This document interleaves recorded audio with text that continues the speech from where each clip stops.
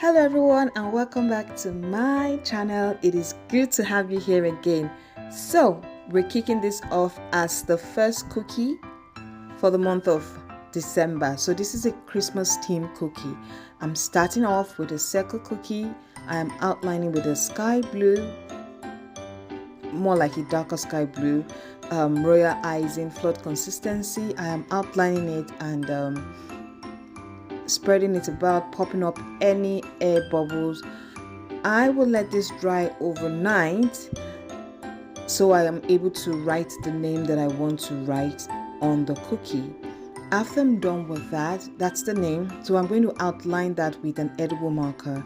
So I'm going over that with a medium consistency. This is a gray color. I don't like to use a black. I'm quite safe with a dark gray, so it doesn't bleed on the cookie.